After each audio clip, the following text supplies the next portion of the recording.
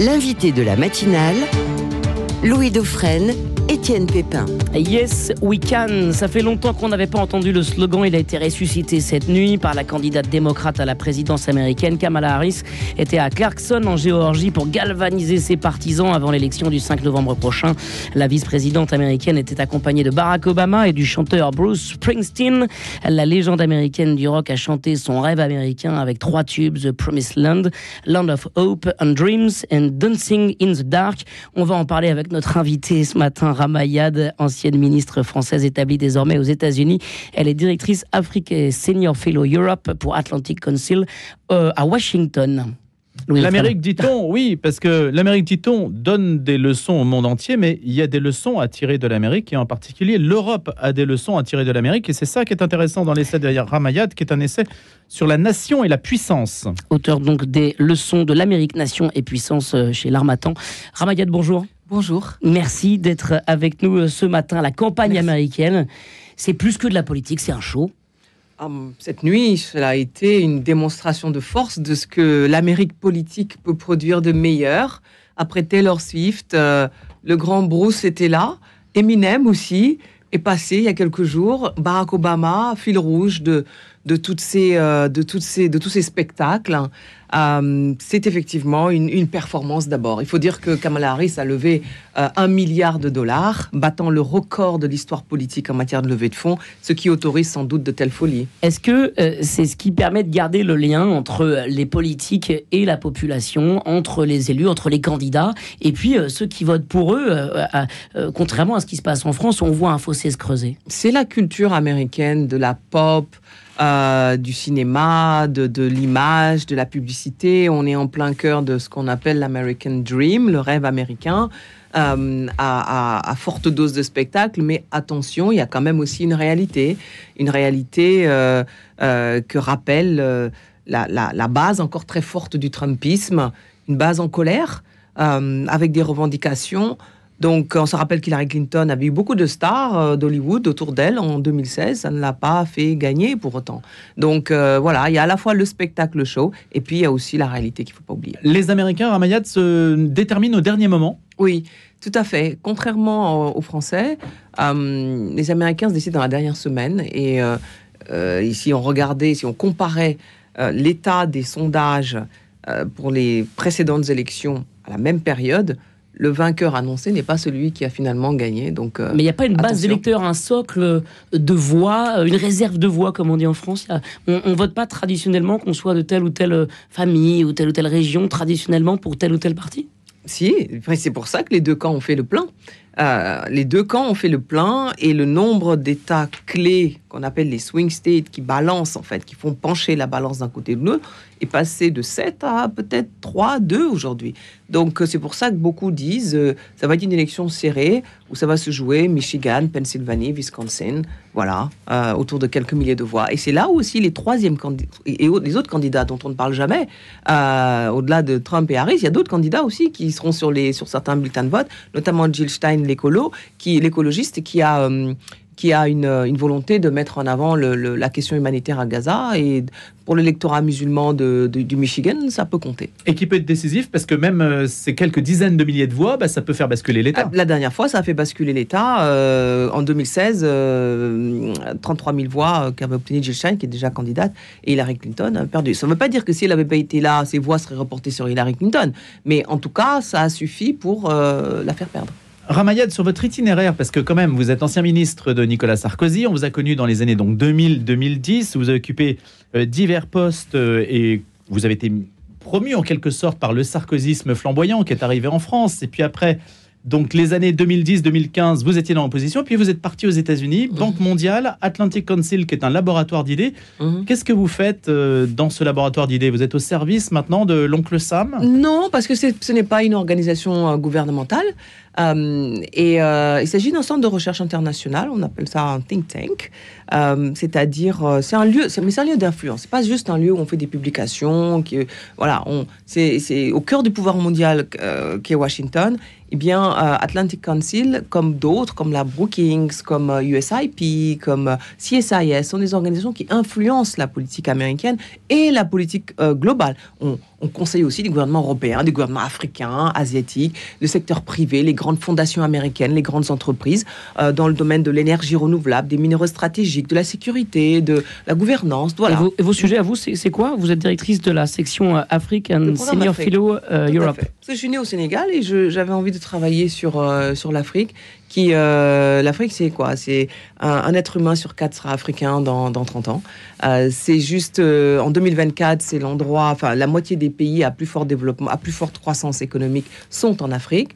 C'est l'endroit qui héberge 30% des minerais stratégiques tellement importants pour les portables et les Tesla. Donc, j'avais envie de travailler sur cet avenir-là. Mais est-ce que ça intéresse les Américains qui sont quand même plus que nous tournés vers l'Amérique latine, alors qu'en Europe, on est plus tourné vers les pays africains? Est-ce que l'Afrique en tant que telle est un continent qui intéresse les Américains? Oui, ça les intéresse parce que la compétition est rude sur le territoire africain en ce moment, avec la Chine, qui est le premier partenaire commercial de l'Afrique. Il y a une raison à ça, parce que c'est un continent qui est en train de renaître. Et la Russie, qui fait sa propagande via Wagner. Et je vous rappelle qu'il y a eu une vague de coups d'État soutenue, en tout cas applaudie par les Russes, qui sont aussi le premier vendeur d'armes en Afrique, 40% du marché, alors que les États-Unis, c'est que 15%. Donc, et vous savez qu'en ce moment, il y a le sommet des BRICS à Kazan, en Russie, où tous ces pays, Russie, Chine, Inde, Brésil, d'abord les BRICS en plus augmentent, leur nombre augmente. Maintenant, il y a l'Iran qui a rejoint, il y a les Émirats Arabes Unis. Donc, ils veulent mettre en place un modèle alternatif au modèle de gouvernance occidentale. Et ils représentent 30% du PIB mondial et la moitié de l'humanité. Donc, oui, ça intéresse les Américains parce que la concurrence est forte en Afrique. Beaucoup de choses se jouent. Ramayad, votre livre est sorti, il s'appelle Les leçons de l'Amérique, le jour, ou quasiment le jour de la controverse sur le Doliprane. Est-ce qu'on peut prendre cette affaire-là pour montrer d'abord qu'on ne dit pas certaines choses sur les États-Unis par rapport à l'Europe? Il y a quand même une différence très nette aujourd'hui et un écart qui se creuse. Oui, exactement. En fait, au fond, ce livre s'appelle les leçons de l'Amérique au pluriel, mais la seule qui vaille leçon de l'Amérique de ce que j'en ai vu, moi, c'est que les États-Unis, je suis désolée de le dire aussi brutalement, mais ils ont tourné le dos aux principes libéraux pour préserver leurs intérêts économiques stratégiques. Donc, à coup de droits de douane, à coup de primes à la consommation, de subventions, de taxes, allant dans deux sens. D'abord, vous avez une protection vis-à-vis de la concurrence chinoise, parce que sinon, ils vont se faire déborder par les véhicules et la technologie chinoise. Donc, ils se protègent. Mais ce n'est pas qu'un souverainisme étroit, c'est aussi quelque chose qui est très moderne parce que ça s'accompagne d'investissements massifs. Biden a mis 2000 milliards dans l'économie américaine. Trump avait même mis 100 000 milliards. Et donc, ces investissements sont dans la tech, la technologie, 6 fois supérieure à ce que investit l'Europe dans la tech, sont dans l'énergie propre, la transition énergétique. Le Texas, qui est État pétrolier, on se souvient tous de la série Dallas, État pétrolier par excellence, est aujourd'hui le premier producteur d'énergie renouvelable aux États-Unis et exporte ses hydrocarbures vers l'Europe depuis qu'il y a la guerre en Ukraine. Donc les États-Unis deviennent même d'une certaine manière concurrentiels avec l'Europe. Et l'Europe d'ailleurs n'a pas trop apprécié cette politique industrielle très offensive et est en train de regarder avec l'OMC si tout ça est vraiment légal par rapport aux normes de l'OMC. Et le Doliprane, ce n'est pas français? Le Doliprane n'est pas... Non, en tout cas, il y a beaucoup d'entreprises qui semblent être sous pavillon français, mais qui sont américains depuis de longues années. C'est le cas ici. Alors l'idée importante, c'est qu'ils font leur marché en France, en Europe, pour faire venir aux États-Unis des entreprises européennes. En fait, les 2000 milliards de subventions sont pour les entreprises, qu'elles soient américaines ou étrangères, y compris européennes, si elles acceptent de délocaliser aux États-Unis.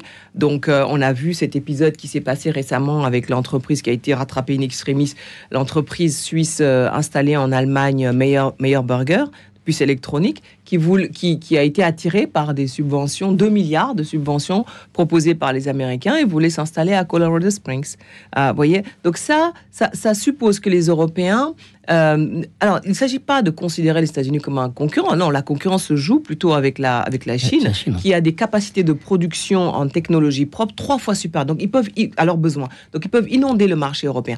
Mais les Américains peuvent inspirer les Européens sur le fait qu'il faut investir, et le rapport Draghi le disait, utiliser, qu'il faut investir massivement dans l'avenir pour permettre à l'économie européenne d'être plus compétitive. Il est 8h20, notre invité ce matin, c'est Ramayad, ancienne ministre française, auteure des leçons de l'Amérique, nation et puissance. Vous évoquiez à l'instant justement la Chine, c'était ma prochaine question.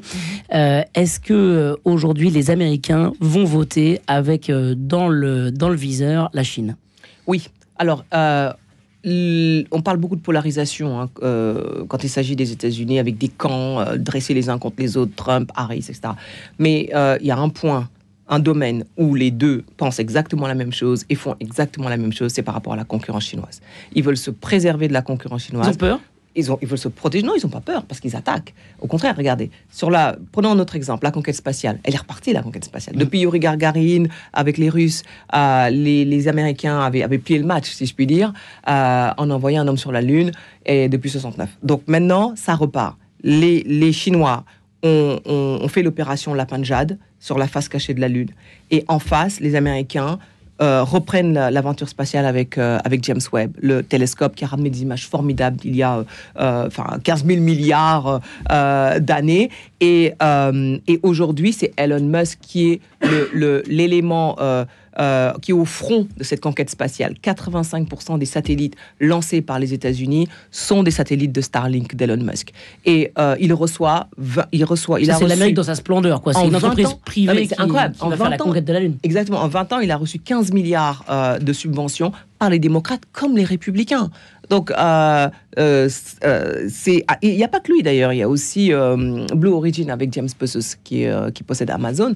Et il y a une concurrence entre ces deux hommes qui rappelle d'ailleurs la vieille concurrence Carnegie-Rockefeller. Donc, on est là au cœur de l'Amérique à l'offensive parce que ses intérêts stratégiques sont en cause. Ils veulent rester la première puissance mondiale, quoi qu'il en coûte, si je puis dire. Le niveau de vie des Américains, Ramayad, par rapport au niveau de vie des Français. Alors ça, c'est aussi un autre préjugé qu'on a vis-à-vis. Outre qu'on pense qu'ils sont libéraux alors qu'ils ne le sont pas du tout, en tout cas pas en ce moment, eh bien, on pense aussi que les Américains sont pauvres. Bon, il y a évidemment des poches de pauvreté, des inégalités très très fortes, mais l'écart de revenus, de richesse entre les Français et les Américains est passé de 50 à 80%. Ils ont triplé leur patrimoine en 20 ans. Et pourquoi ce sentiment de pauvreté ? Parce que, l'inflation a été très forte au moment du Covid, plus supérieure à 9%. Depuis, Trump l'a contenu à moins de 2,5%, mais le souvenir est resté. Et puis 2, parce qu'ils dépensent beaucoup. Ils ont souvent 2 voitures, ils sont nombreux à avoir des voitures électriques. C'est quand même assez extraordinaire comment l'électrique a gagné en puissance. Et puis, ils font des dépenses en santé. Je veux dire, la moindre visite chez le pédiatre, vous êtes à $400. Donc, c'est ce qui explique. Mais sinon, le taux moyen de salaire par an, c'est $60 000. C'est plus que la France. Et donc ça, on ne le dit pas tellement en réalité. La France essaie d'entretenir une image de l'Amérique qui ne prend pas en compte les évolutions récentes, finalement. Exactement. Ça a commencé sous Obama, ensuite ça a continué sous Trump et ça s'accélère sous Biden. Donc les intérêts stratégiques sont bien gardés quand il s'agit effectivement de faire en sorte que l'Amérique garde son statut de première puissance. Et le dollar aide aussi beaucoup. Le dollar, c'est quand même c'est la monnaie de réserve d'échange, c'est la monnaie d'échange internationaux. Et les mêmes, comme on dit aux États-Unis, il y a on militarise le dollar. Je vais éviter d'utiliser le mot en anglais, mais on militarise le dollar, c'est-à-dire qu'il va être utilisé pour les sanctions, et y compris les entreprises françaises. BNP a été sanctionnée sévèrement, avec plusieurs milliards. Donc c'est ce que Valéry Giscard d'Estaing appelait le privilège exorbitant du dollar. Voilà. Il y a l'Europe face à la Russie, et vous dites, Ramayad, que... En tout cas, vous appelez de vos voeux le fait que la paix arrive pour l'Europe le plus tôt possible. Qu'est-ce que ça veut dire ? En fait, ce que je veux dire par là, c'est que la Pax Europa, aujourd'hui, on parle de plus en plus de paix à propos de cette guerre. Je veux dire, Zelensky lui-même était le mois dernier, en septembre, à l'Assemblée générale des Nations Unies, où il venait avec son plan de paix. Lors de sa visite en France également, il en a parlé. En Suisse, cet été, il s'est tenu une grande réunion sur cette question avec 160 délégations internationales présentes. Modi, l'Indien, est allé en Ukraine, est allé à Moscou. Les Chinois avaient envoyé un émissaire faire le tour du monde sur cette question en 2023. Donc, et même les Africains, puisque je travaille sur l'Afrique, avaient envoyé un groupe de chefs d'État africains pour plaider la paix dans les 2 capitales. Donc, c'est une question. Mais le problème, en fait, c'est que les positions se durcissent sur le terrain et puis la paix ne peut pas se faire à n'importe quelle condition au détriment de l'Ukraine.